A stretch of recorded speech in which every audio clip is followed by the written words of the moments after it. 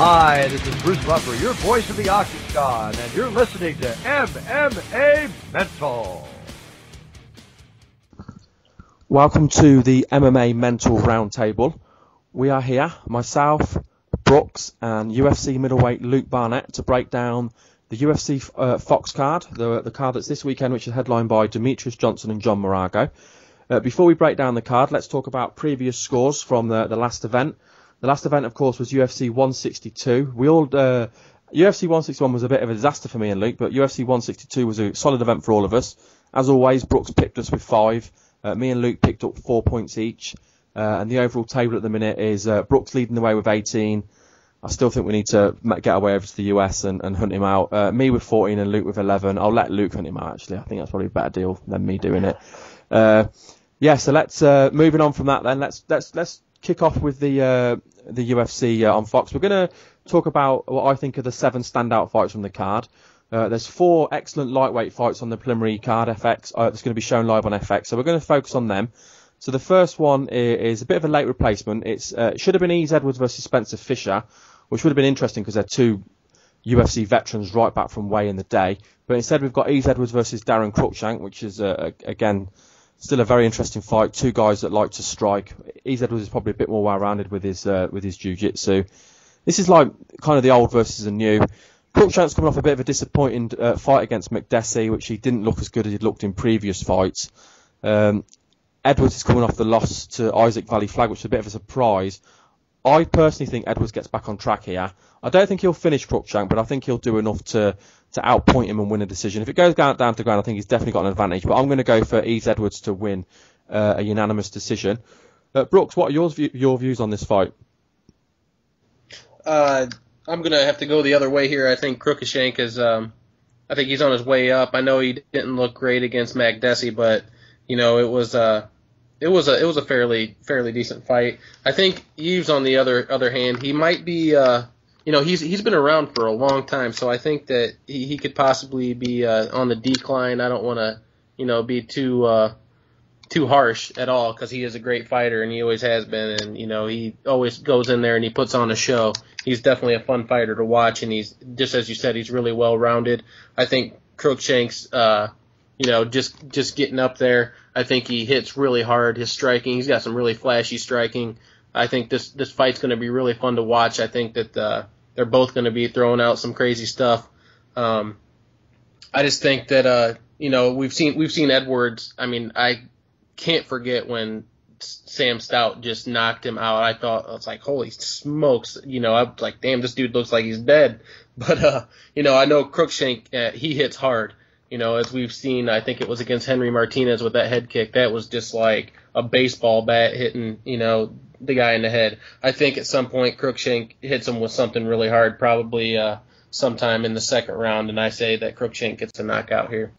We've got 2 people siding with Yves Edwards, and Brooks is siding with Daron Cruickshank. Okay, next we move on to an intriguing lightweight fight. 2 guys that have been in the lightweight division for a long time, really. We've got Danzig, who obviously was the winner of the Ultimate Fighter Season 6. Melvin Guillard, who was on the Ultimate Fighter Season 2. So they're both in the UFC for a long, long time. It's kind of like a tale of story of 2 tapes here. You've got Danzig, who's is really well-rounded. He's very good on the ground. Certainly his strength, especially in this fight. Melvin Guillard is an excellent striker. He's got one-punch knockout power. I mean, we've seen him do it to so many people. But if you get him down to the ground, he just looks like a fish out of water, which at this kind of level is amazing, really. Just that he struggles even with the basic BJJ, or he appears to do anyway. But he has got good wrestling to keep the fight up. But every now and then he has a moment in the fight where he just does something really silly. I'm going to be siding with Danzig in this fight. I think if Guillard catches him, he's certainly capable of knocking Danzig out. Danzig's very tough and durable, but if Danzig's smart, he'll look for the takedown. If he gets Guillard down once, I think he'll submit him. So I'm going to go for Danzig to either get a first round submission or a second round submission. Brooks, what do you think to this fight? Yeah, I agree. I just can't have all that much faith in Melvin Guillard. I mean, he's been around as long as anybody in the UFC, and it's like they say it every time. The commentators, they're always saying this guy has so much potential. I mean, he's so dangerous. His striking is just so fast, and he hits really hard. And then, like you said, when he hits the ground, it's like a fish out of water. I don't know what his issue is. He's trained with some great camps, but somehow, he's not learning the ground game like he should be. I got to agree. I think Danzig, he's a tough guy. I think he can survive any kind of onslaught that Guillard will put on him. He doesn't get finished a lot. Most of his losses have came by decision, and I just think that at some point during the match, because Danzig, he's a smart fighter, so I think that at some point during the match he's going to get Melvin in a position that Melvin just can't handle, like always with any guy that gets him down, whether it was Rich Clemente or Joe Lazan or whatever. I know Lazan hit him with a punch before it went down to the ground, but either way, I think Danzig gets him down at some point in a bad position, and I think he gets a submission also. And it's probably going to be in the first or second round. Luke, what are your views on this fight? Well, I think it's definitely a first round fight, this one. I think Guillard has always been an explosive star, and he is very fearsome on his feet. So he can surprise anyone, really. I mean, he's got the power to knock out anybody, but I always like to go with the more well-rounded fighter and the safer bet, which is Danzig. Definitely, he's got a better, well-rounded game, and like you both said, he's very durable.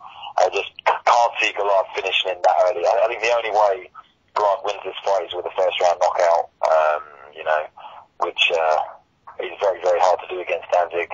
So I can see him probably taking it into the second round. And like I said, either winning by submission or even just grinding out a decision against Guillard. He's very explosive, Guillard, on the ground. He's not very technically that great, but he's a very explosive person. So, just pin him down and wear him out a little bit. I'm sure the submission will come, but yeah, I'm gonna go with Danzig as well. So all three of us are agreeing for once. Yeah, all three of us are siding there with Mac Danzig. Okay, the next fight is another lightweight match. It's a fight of two styles. You've got Danny Castillo, who's predominantly known for his wrestling, and then you've got Tim Means, who has shown some really good striking in his two UFC fights. We've seen Danny Castillo fight up at a higher level than Tim Means. I think this is a bit too soon for Tim Means. He looked great in his UFC debut. He didn't look as great in his last fight where he got out grappled, and I think Castillo will out grapple him. I don't think he'll finish Means. I think he'll go the distance. But similar to what he did to Paul Sass, where we saw him out grapple Paul Sass in the UK, I think Castillo will out grapple Tim Means. I wouldn't be surprised if he got a submission, but I'm going to go with Danny Castillo by decision. Brooks, what are your views on this fight? Yeah, Danny Castillo, I believe, is he's probably a little bit better at this point in their career, between him and Tim Means. Tim Means is he's very tall and lengthy for a lightweight. I think that his striking always looks pretty good. He's had a few really nice knockouts in the UFC. But, Castillo coming out of Team Alpha Male, and those guys are just on a roll right now. I don't even know the last time one of those guys even lost. So obviously they're doing something right down there. And Castillo, and as you said, Ray, with Tim being out-grappled in his last fight against Jorge Masvidal, I believe, Castillo will probably be doing a lot of the same here. I don't think there's going to be a finish. I do believe that Castillo will just use some good wrestling and some good grappling, and I believe the ground and pound, and he'll just win on points in this fight. Luke, what's your view on this fight? I mean, I remember the Sass fight pretty well. I was there and I watched it, and my teammate John McGuire was looking at it pretty closely and thought about possibly matching up with Castillo. He's impressive, and like you said, he comes out of a very, very impressive camp, Team Alpha Male, doing something right, like you said, unbelievable. But I'm just not convinced by him myself. I don't know what it is. I think it's like a bit more of a personal feeling, like when I watch him fight and when I watched him fight live, I just wasn't convinced. So I can't really explain what it is. So I'm going to go against the grain, and I reckon he gets knocked out. I couldn't even explain why. It's just a feeling I have with this fight. So, I'm not with you guys on this one. Okay, so we've got two of us going for Danny Castillo and Luke is siding with Timmy's. If I had to pick who I'd want to win, I mean, I've interviewed Tim in the past. I definitely would like to see Tim win, but my gut's saying Danny. But I'd be more than happy to be wrong on this fight. Okay, next one then, the last lightweight fight on the preliminary card. It's the Tough 15, the Tough Live Series winner, Michael Chiesa, fighting Jorge Masvidal. Chiesa's shown himself to be a really good grappler. Masvidal, I think, has shown himself to be a bit more explosive, and he's certainly a guy who likes to finish fights. I think there's quite a bit of hype on Masvidal as well. Chiesa's quite a big lightweight, and I think he'll look to close the distance and take Masvidal down. I've got a feeling that Masvidal's going to get the winning out. I can see a TKO and him putting Chiesa away, maybe second or third round, but I don't know, it's more of a gut instinct, but I'm going to go with Jorge Masvidal to pull off a TKO victory for this one. Brooks, what's your views on this fight? I think this is a really closely contested matchup. You know, it could definitely go either way. I just think that Chiesa is just, I mean, he's just he's a winner. This guy, he just wins. Regardless if the odds are against him, we've seen it, I believe it was Tough Live that he won, right? It was Tough Live, yeah. Yeah, and we've seen it. The odds were against him when he was, you know, some of the guys. I thought Iaquinta had the advantage against him. I don't know if I was just completely off base with that one or what, but either way, through the whole show, he pulled off some upsets, and he's definitely just a winner. He's a gritty fighter. I think he's a better grappler. His striking's all right, but definitely Masvidal is going to have an advantage in the striking area. I just think that this fight he's going to get it to the ground as much as possible. I don't think he's going to want to stand and trade with Jorge that much.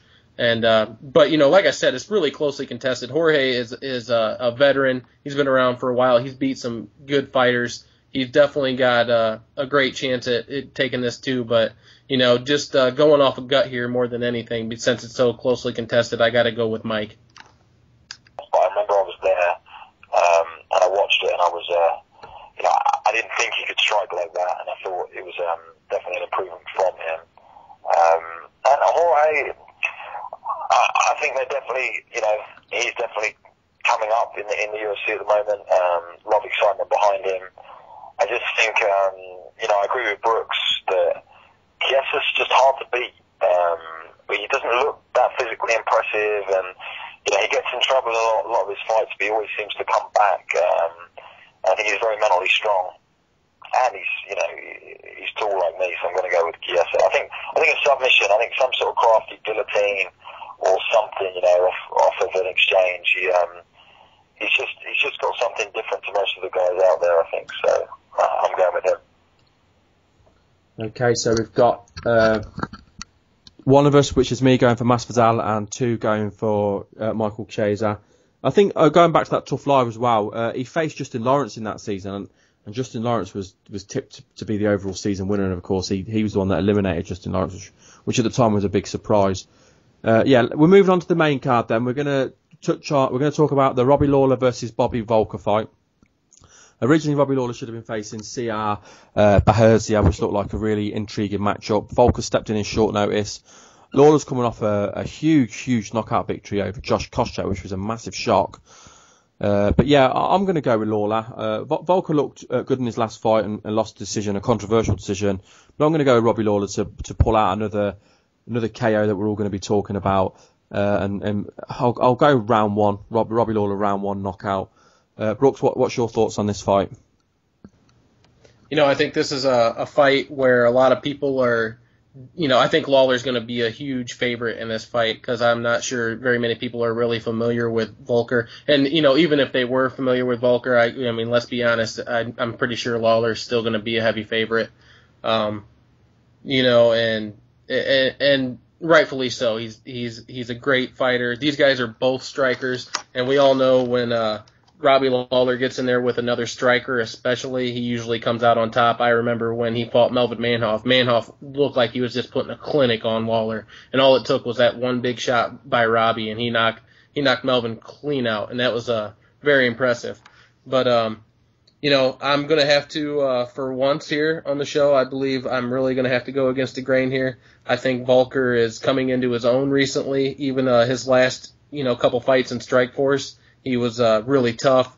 He's a really good striker, and he's really hard to finish. I believe it's been a long time since it's been finished, and since he's been finished. And Lawler isn't really the type. I think he's maybe won one decision throughout his whole career, and Lawler's got a really long career you can look back on. So I think this is going to be a stand-up war. I give it a potentially fight of the night. I think it's going to be fireworks. I think they're going to get in there and they're going to throw down. And I'm going to go against the grain for once here, and I'm going to pick Voelker to win by decision. It's just going to be a stand-up war, and they're probably going to be tired at the end. They're really sluggish towards the third round, but I think Voelker's going to surprise some people with a decision win. What's your views on this fight, Luke? I think Dana put it the best. I think he tweeted it last week, or maybe a little bit longer than that ago, saying I haven't got a big line of people queuing up to fight Robbie Lawler. With the pull-out, I just feel like Lawler, especially coming off that big win he's just had, he hits with so much power. I'm surprised that Brooks thinks it's going to go the decision. I might be voting with my heart a little bit, which I said I wouldn't do, but I like Robbie Lawler. I like him a lot. I've watched him for a long time, and I just think Voelker's just stepping up the plate, taking a late chance to get his name known maybe against Lawler, and I just don't see it happening. I think Lawler's going to impress us all. I was there when he knocked out Cruickshank. I remember it, and it was it silenced people, at the time, and it was a very short shovel uppercut really that caught him on the ground, almost like up the pipe, underneath the armpit, on the chin, that really finished the fight. And it was such short range and a great finish. I could just see that happening again. But I don't think it'll be first round. I think it could be late in the second round after he's worked him out a little bit. He would have been preparing for a stand-up fight anyway in Sire. He's a big, heavy hitter. So I'm pretty sure he'll be well prepared, and I think that'll see him through and he'll get the win. So we've got two people going with Robbie Lawler and Brooks going against the grain, and he's siding with Bobby Voelker. We'll move on to the co-main event, which is a highly anticipated welterweight matchup. We've got Rory MacDonald versus Jake Ellenberger, two of the guys that have been on a bit of a run really, and are kind of standouts in this division, and are probably pretty close towards the top of the division with regards to title shots. Obviously, Rory Mac trains with GSP, and he won't fight GSP. I'm siding with Rory Mac on this fight. I think Jake Ellenberger has looked great in his last couple of fights. His knockout of Nate Marquardt really impressed me, because I've always been a big fan of Nate Marquardt. But the one area where I think he struggles is if the fights at a high tempo, he tends to get tired. Rory Mac tends to be able to work through anything. He fights at a high tempo. I think he'll fight at a high tempo. I think Jake will get tired, and then towards either the end of round 2 or round 3, we'll see MacDonald start to take over with ground and pound. And with the way he throws elbows, I think he'll get a TKO victory, and I think he'll stop Ellenberger. So I'm going to go for MacDonald via TKO, either late second or third round. Brooks, what's your views on this fight? Yeah, I think that Rory MacDonald is probably the second best welterweight on the planet next to GSP. This guy is he's came out of nowhere. Even, I don't remember if it was probably a second or third fight when he fought Carlos Condit. That was a huge step up in competition for him, and I thought he was winning. Well, I'm pretty sure everybody thought he was winning that fight until the third round. And who knows what would have happened. I guess that could have been scored a 10-8 round, and it could have ended up a draw. But I'm fairly confident that Rory MacDonald had won those first 2 rounds, so kind of had very little choice but to finish that fight. And there was only, I think, less than 10 seconds on the clock when the ref stepped in there. So it would have been interesting, but that's long ago, and we're talking about Ellenberger now. But I think Ellenberger's best chance is to come out, hard and strong like he always does, just like you said, Ray, and finish quick, just like he did with Nate Marquardt. If he can hit MacDonald on the chin early, it could definitely be trouble for Rory, because we haven't really seen him putting in too many bad positions besides when he was against Condit there in that third round, and that was a while ago. But, Ellenberger hits like a freight train, and he's going to have to finish quick if he wants to win this fight. But I don't think that's what's going to happen. I know Rory MacDonald, regardless of how crazy he seems, the American Psycho little persona he's got going on there, he's a very, very smart fighter. He's got a lot of tools, and I think that he staves off Ellenberger's initial onslaught, and I think that he gets Ellenberger tired and he puts him in a bad position. I could very easily see him getting him down in some type of crucifix position and just pounding on his face until the ref steps in. So I'm going to go with Rory MacDonald, like you said, Ray, their late second, early third round TKO stoppage. What's your views on this fight, Luke? This one's a tough one, I think. I think this could possibly be fight tonight. I know we said, Brooks said about the last one. I think this one could be a really, really high-paced, explosive fight, especially with them both being welterweights and both having a lot going for them, coming on. If they win this, whoever wins this fight is definitely going to be in the title picture, I think.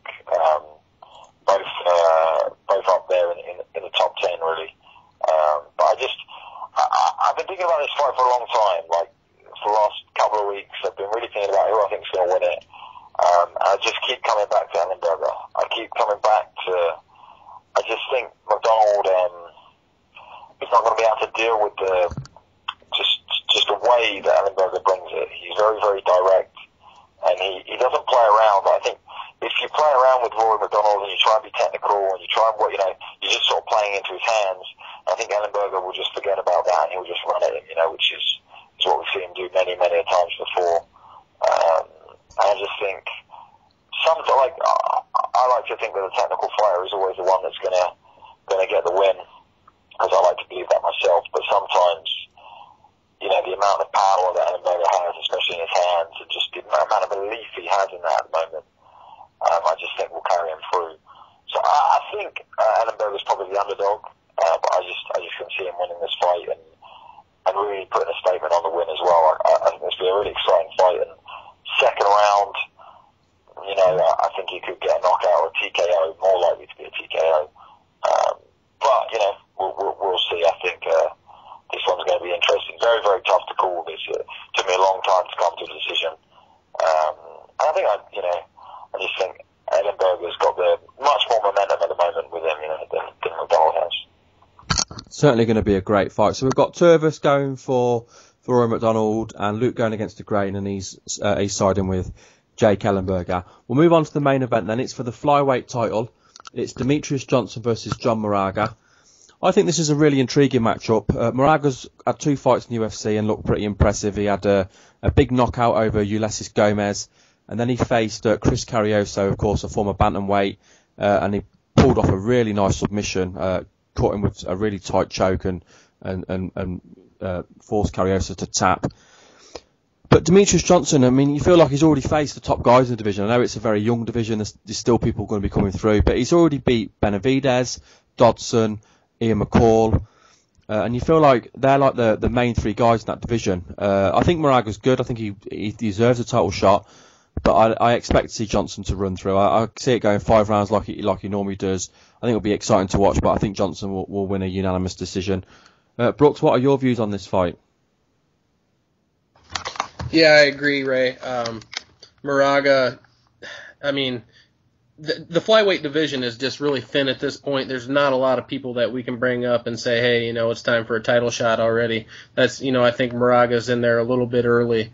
There's not, the Carrioso fight, I think that Carrioso was winning that fight up until the point where John caught that really nice submission. So, if he wouldn't have caught that, I believe that happened in the third round. I'm not sure. I'm pretty sure it wasn't the third round. But if he wouldn't have caught that when he did, I think he had a really good chance of losing that fight. But Demetrious Johnson is just on another level, from most of the flyweights at this point. I don't see him losing to pretty much anybody in the division, let alone John Moraga. Moraga could be a wild card here. He could absolutely pull off something crazy and surprise everyone. It's happened before. But I think the best person at this point to have a chance against Johnson would be Joey B in the flyweight division. I might even pick Joey B if they were to fight again. But since we're talking about Moraga, I just don't see it happening. And I think it's going to happen the same way. Johnson wins most of its fights. And I don't think Johnson is a boring fighter by any means. I know there's been some talk about that, in the media. But I think Johnson wins this one by decision. What are your views on this fight, Luke? Well, Brooks pretty much summed up everything I was going to say, even to the point of talking about Dodson. I think Dodson's the biggest challenge that he'll have for the title at the moment. I know he's already beat him, but I think he's the one that I could see taking it. But I think Moraga's good. I just think it's like you said, it's a very young division. And I think when a new division starts like this, you always have that one guy who's very dominant. And I think that at the moment we've got that with Johnston, Demetrious, and I think it's going to take someone different, someone new, someone completely who we haven't even heard of yet. Maybe a year and a half or a year or so to just fly through the division and take it off him. I think he'll reign the division for quite a while and be quite dominant. He's had quite a few fights quite quickly as well, like defences. I think you always see him come up and fight, and I think it's exciting to watch. The speed of it's unreal, and the tempo that they keep. And I think that's what keeps him that title. And I believe we'll have to wait and see a new face before we can see that title change hands. Like I said, Brooks pretty much summed up everything I wanted to say, but I just think Demetrious is going to keep that title for a long time until we see someone very special come through, because I think he is very special himself at the moment. So I'm going to go with the champ retaining his title, and I don't think many people would disagree. There you go. All three of us going for Mighty Mouse Demetrious Johnson. That card, of course, is this weekend, so check that out. Thanks for listening. All three of us are all on Twitter, so follow us all on Twitter. I'm at MMA Mental. Brooks is at MMA Addiction with the 1A. And Luke is at Luke Barnatt. So check us all out and follow us all on Twitter. And thanks for listening. We'll be back again to break down the UFC 163 card, Aldo versus Korean Zombie.